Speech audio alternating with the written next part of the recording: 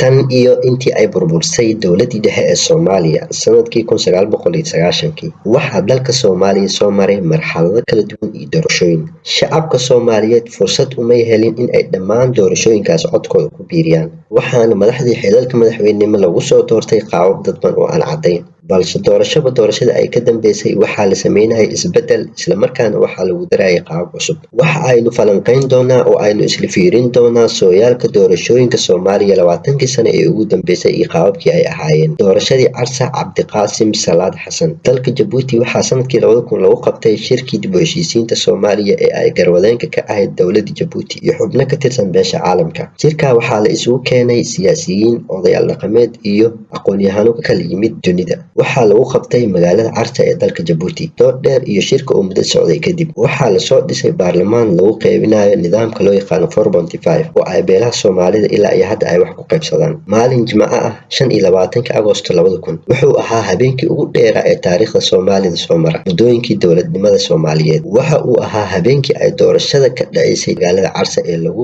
dooranayay madaxweynaha Soomaaliyeed. Munaasabadaas waxa ay ahayd mid si toos ah ay idaacadaha iyo telefishinada ugu soo tabiyaan dadweynaha Soomaaliyeed meel kasta ay dunida ka joogaan. Waxaa si weyn loogu qanacsanaa sida ay doorashadaasi ku socotay. Ugu dambeyntii waxaa doorashadaasi Carta ku guuleystay Cabdiqaasim Salaad Xasan.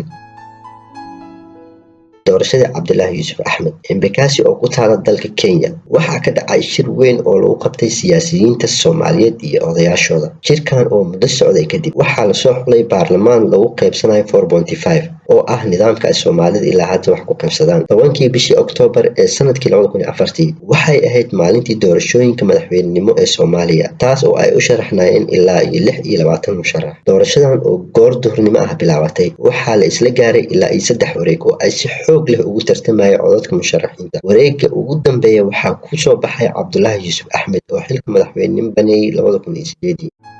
doorashadii Jabuuti ee Sheekh Shariif Sheekh Axmed. dowladda Cabdullaahi Yuusuf waxaa ragaadiyay khilaaf iyo dagaal ay kula jirtay maxaakimihii iyo ururo kale. waxaa khilaaf u dhaxeeyay madaxweyne Cabdullaahi Yuusuf iyo ra'iisul wasaare Nuur Xasan Nuur Cadde. waxaa xilka iska casilay Cabdullaahi Yuusuf. kadib waxaa loo gudagalay sidii loo soo dooran lahaa madaxweyne cusub. dowladda Jabuuti ayaa mar kale dhinacyada Soomaaliyeed shir u qabatay. waxaa shirka ka qayb galay isbahaysigii Casmare ee uu hogaaminayay Sheekh Shariif Sheekh Axmed iyo dhinacyadii dowladda ku meel gaarka ahayd. mar kale sidii hore waxaa la soo xulay baarlamaan labada dhinac ka kooban. ugu dambeyntii waxaa la qabtay doorasho bishii January 2009. waxaa doorashadaas ku guuleystay Sheekh Shariif Sheekh Axmed. dowladii Sheekh Shariif markii uu muddo xileedkeedii dhamaaday waxay ku darsatay muddo sanad ah oo suurageliyay in markii ugu horeysay doorasho lagu qabto gudaha Soomaaliya sanadkii markii uu ahaa 2012.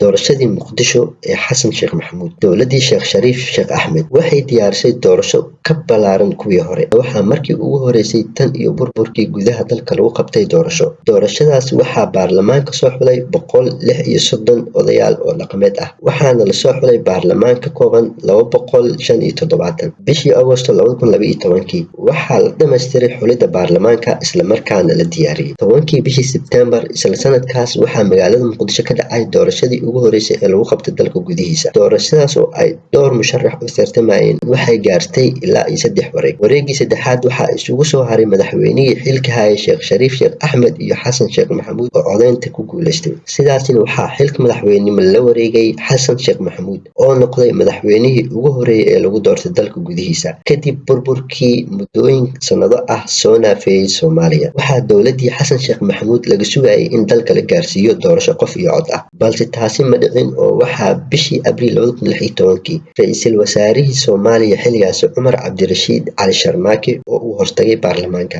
isaga oo sheegay in dalka aysan ka dhici karin doorasho qof iyo cod ah lana ansixiyo heshiiska geedi socodka doorashada.